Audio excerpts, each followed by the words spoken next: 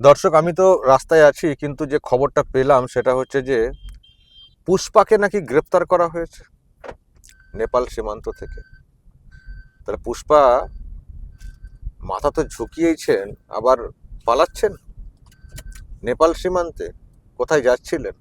হ্যাঁ, এমনিতেই একটা খবর হয়ে গেছিল যে উনি নাকি বাংলাদেশ চলে গেছেন। তো যাই হোক, এসটিএফ ধরেছে। এবং দেখুন পুলিশের কি নেটওয়ার্ক! এই পুলিশ কেমন ছিল, কাউকে খুঁজে পেত না।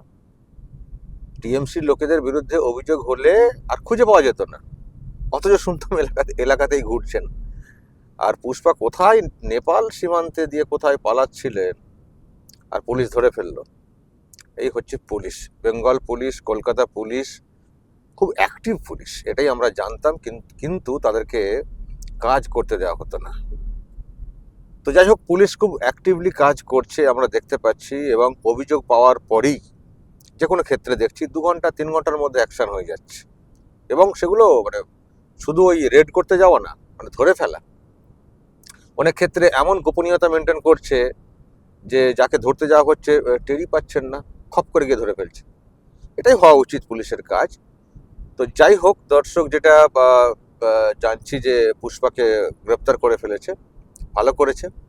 আসলে এই পুষ্পারা মানে সত্যি, এই যে অনেকে বলে থাকেন না, মুঘল সাম্রাজ্য হয়ে গেছিল, মানে জাহাঙ্গীর, শাহজাহান, তারপরে হুমায়ুন, মানে এইসব নামগুলো এমন এমন সব এসছে ইদানিংকালে মার্কেটে।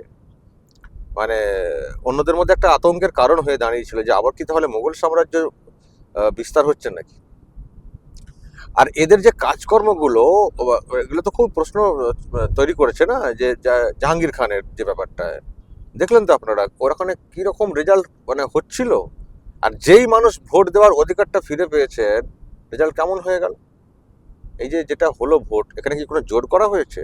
জোর করা হলে তো তাহলে সিপিএম এত ভোট কি করে পেলো, কংগ্রেস কি করে এত ভোট পেলো? মানুষ ভোট দিয়েছেন নিজের পছন্দের প্রার্থীকে। তো সেখানে টিএমসি 4 নম্বরে। পুষ্পা লড়াই থেকে সরে যাচ্ছেন ঘোষণা করলেও তার তো এটা তো ছিল, তার তো বোতামটা তো ছিল, তার তার ওয়াইফ পর্যন্ত ভোট দিতে বেরিয়েছিলেন। ফলে ওইসব বললে হবে না যে আমরা ভোটের আগে সরে গেছি। উনি কি বলেছিলেন যে অমুক জনকে সমর্থন করুন আমার আমার ভোটাররা? সেটা তো বলেননি। ফলে যে রেজাল্টটা হয়েছে ওটা হওয়ারই, টিএমসি 4 নম্বর। তো কেন হচ্ছে এরকম? কারণ যে যে নির্যাতন চালিয়েছিলেন আগে পুষ্পা, জাহাঙ্গীর খান, তো তাতে মানুষের কোনো মন পাওয়ার কোনো জায়গা ছিল না। তো ফলে যেটা হওয়ার সেটাই হয়েছে। আর উনিও ভেবেছিলেন যে পালাতে হবে, সেই জন্যে ভোটের সময় ওইভাবে না থেকে আগে থেকে ঘোষণা করে দিয়ে রাস্তাটা পরিষ্কার করি। তো উনি পালাচ্ছিলেন, যেটা পরিষ্কার বুঝতে পারছি। তো তাহলে কি হলো সেই পুষ্পার সেই হুঁশিয়ারি? হ্যাঁ, যখন অজয় পাল শর্মা এসছিলেন ইউপির পুলিশ, যাকে সিংঘম বলে একটা মার্কেটে মানে প্রচার হয়ে গেছিল, তিনি যেভাবে কড়াভাবে মোকাবিলা করছিলেন, তখন এই জাহাঙ্গীর খান বলেছিলেন উনি সিংঘম হলে আমি পুষ্পা। তো পুষ্পা এইরকম, পুষ্পার হাল হয়ে যাবে এইরকম। আসলে সততা স্বচ্ছতা না থাকলে যা হয়, এই জাহাঙ্গীর খান যেমন একদিকে অত্যাচার ইত্যাদি করেছেন বলা হচ্ছে, তেমনি অনেক জমি জায়গা হরপ করা, দখল করা, নিজের নামে করে নেওয়া, এই সবের অভিযোগ আছে। তো এবার তো সব অভিযোগগুলো হচ্ছে। তো নতুন মুখ্যমন্ত্রী 2টো কমিশন করেছেন, একটা হচ্ছে চুরি দুর্নীতির ব্যাপারে অভিযোগ জানানো, আর একটা হচ্ছে শিশু মহিলাদের উপরে নির্যাতনের অভিযোগ জানানো। এবং সেই কমিশন যেমন যেমন সুপারিশ করবে তেমন তেমন পুলিশ কাজ করবে। তো মানুষ তো এখন পুরোনো কেসে তো অভিযোগ করছেন, দেখছেন আপনারা, সেই অভিযোগের ভিত্তিতে সব অ্যারেস্টেরও ব্যাপারটা ঘটছে। তো উনিও বুঝে গেছিলেন যে আমার আর টেকা যাবে না। আর আমি আপনাদেরকে বলেছিলাম যে দেখবেন জাহাঙ্গীর খানকে খুঁজে পাওয়া যাবে না। দেখুন, আমরা না কোথাও কোথাও একটা আন্দাজ করতে পারি, এবং যেগুলো বলেছি সেগুলো তো মিলছে। তো শওকত মোল্লাকে খুঁজে পাওয়া যাচ্ছিল, আমি বলেছিলাম ভোটের আগে দেখবেন একে খুঁজে পাওয়া যাবে না, খুঁজে পাওয়া যাচ্ছিল না। তারপর হঠাৎ খুঁজে পাওয়া গেল, পুলিশের হাতে তিনি এনআইএর হাতে অ্যারেস্ট হয়েছেন। তো জাহাঙ্গীর খানেরও তাই অবস্থা, বলেছিলাম পালাবেন পালাবেন, তো পালাচ্ছিলেন, ধরা হয়েছে। এবার যেটা আমরা চাই যে যেগুলো মানে অভিযোগ, তার বিচার হোক।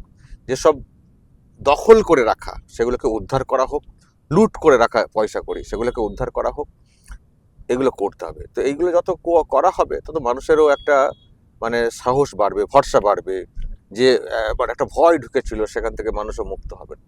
তো এগুলো খুব ভালো দেখছি, প্রত্যেক দিনই তো গ্রেপ্তারের সংখ্যা, বড় বড় সব লোকজন তাদেরকে গ্রেপ্তার হতে দেখছি। অথচ একটা সময় মানে অনেক বড় বড় অন্যায় করলেও ধরা যেত না। কলকাতার কাউন্সিলরদেরকে ধরতে পারতো আগে পুলিশ, মানে কি অবস্থা ছিল বলুন তো। মানে কাউন্সিলর সম্পর্কে কত কত অভিযোগ, ধরতে পারতো। এখন ধরা হচ্ছে, কেউ পালাচ্ছেন। এই সুশান্ত ঘোষ নাকি পালিয়েছেন কাউন্সিলর পরিবার সমেত। এই সুশান্ত ঘোষের সম্পর্কে আগে অভিযোগ আসছে, আরো অনেকের বিরুদ্ধে অভিযোগ আসছে, কিছু হতো কি।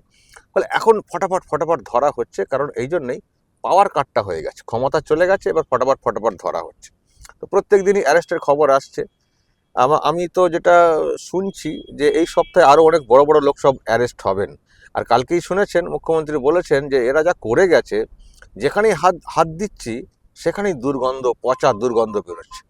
মানে ধরতে গেলে একটা ব্রিগেড যে প্যারেড ময়দান আছে সেখানে জেল বানাতে হবে, মানে এমন অবস্থা যা দেখতে পাচ্ছি।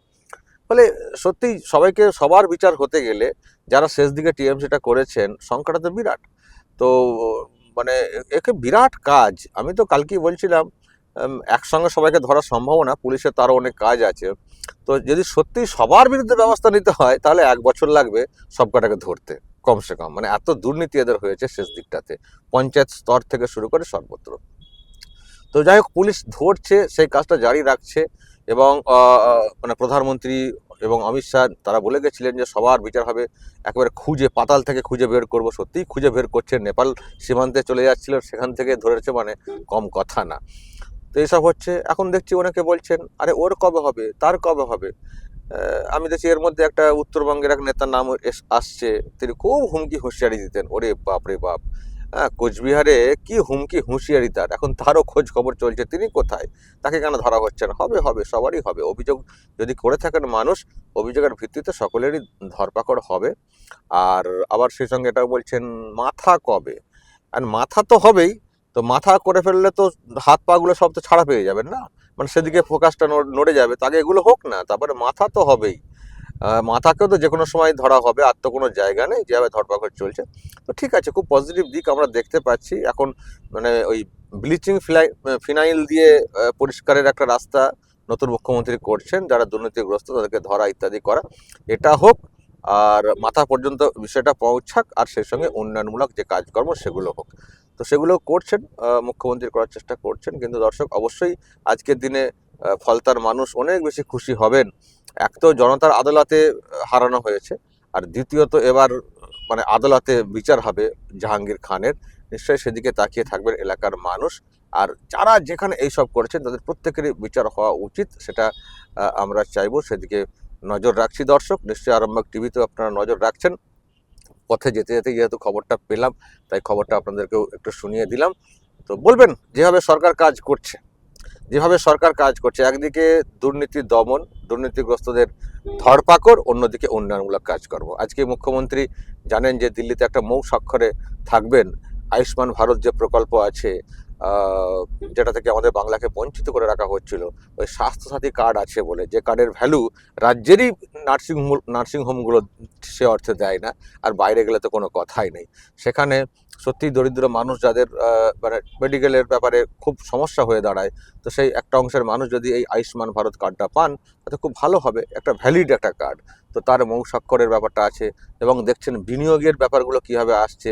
কালকেই শুনেছেন আমূল একটা বিরাট বিনিয়োগ নতুন করে এখানে করতে যাচ্ছে। এর আগে শুনেছেন করণ আদানি নবান্নে এসে সাক্ষাৎ করে গেছেন, বিনিয়োগের ব্যাপারে একটা বিরাট আশ্বাস দিয়ে গেছেন। আশ্বাস বলতে ওই রকম ওই খিচমেরি ফটো ওই টাইপের না, কিন্তু আগের মতো এবার কিন্তু কংক্রিট। আর নতুন মুখ্যমন্ত্রী ওইসবে নেই, যদি করেন আসুন, ফালতু মানুষকে ভরসা দিতে যাবেন না, সেরকমই কথা আমি যেটা শুনেছি।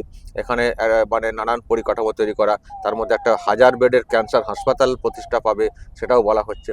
তো সব মিলিয়ে দর্শক, একদিকে ওইসব চলছে, আর অন্যদিকে উন্নয়নের যে ব্যাপারগুলো আছে, যে ঘাটতিগুলো আছে, সেগুলো হচ্ছে। আর অনেকে বলছেন চাকরির বিজ্ঞপ্তি কবে হবে। নিশ্চয়ই হবে। এখন তো শুনেছেন আপনারা চাকরির ব্যাপারে বিভিন্ন ডিপার্টমেন্টের পদ কী সব খালি আছে, সেগুলোর একটা খোঁজ খবর নেওয়া শুরু হয়েছে। এবারে মন্ত্রিসভাও পুরোপুরি গঠন হতে এখনও, মানে দপ্তর বন্টন এখনও বাকি। নিশ্চয়ই সেদিকটাতেও নজর আসবে, কারণ মুখ্যমন্ত্রী বলেছেন সমস্ত শূন্য পদও পূরণ করা হবে এবং প্রত্যেক বছর চাকরির পরীক্ষা হবে, যেমন দুর্গাপুজো হয়, কালী পুজো হয় প্রত্যেক বছর, তেমনি চাকরির বিজ্ঞপ্তি দিয়ে বিষয়টাও হবে। তো সব মিলিয়ে আমরা খুব আশাবাদী। নতুন সরকার, ডাবল ইঞ্জিন সরকার আমাদের কাছে খুবই সৌভাগ্যের একটা সময়, যেমন একটা সরকার আমরা পেয়েছি যে সরকারের অপেক্ষায় আমরা ছিলাম। এতদিন আমরা সিঙ্গেল ইঞ্জিন সরকার দেখতাম, শুধু কেন্দ্রের সঙ্গে ঝগড়া করতো, দেয় না দেয় না দেয় না করতো। এখন আর ওইসব বলার কোনো জায়গা নেই, অজুহাত দেখানোর কোনো জায়গা নেই। এখন হচ্ছে কাজ করে দেখানোর সময় এসছে। ফলে আর কেন্দ্রেরও একটা তাগিদ দেখতে পাচ্ছি এই বাংলাকে নতুন করে সাজানোর। তো আমরা সেখান থেকে বেনিফিটেড হয়ে যাব। তো আমাদের উচিত সকলের এই ডাবল ইঞ্জিন সরকারটাকে যতটা পারা যায় কাজে লাগানো বা কাজ গুছিয়ে নেওয়া তাদের কাছ থেকে। আমি রোজই এই কথাটা বলে আসছি।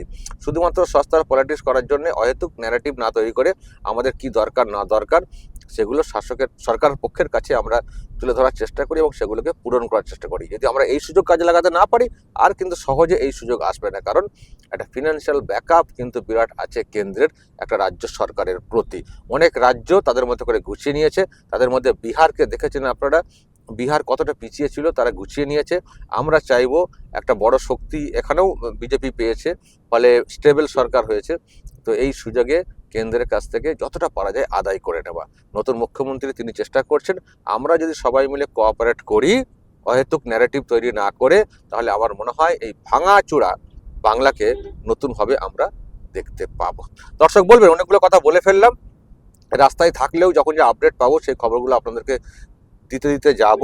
তো পুষ্পাকে গ্রেপ্তার নিয়ে আপনাদের কেমন লাগছে, নিশ্চয়ই আপনাদের মন্তব্য থাকবে। দর্শক অবশ্যই বলবেন, আর কাকে কাকে গ্রেপ্তার দরকার জরুরি সেটাও বলতে পারেন, অভিযোগ সমেত বলবেন। যা বলার বলবেন এবং নজর রাখবেন আরামবাগ টিভিতে।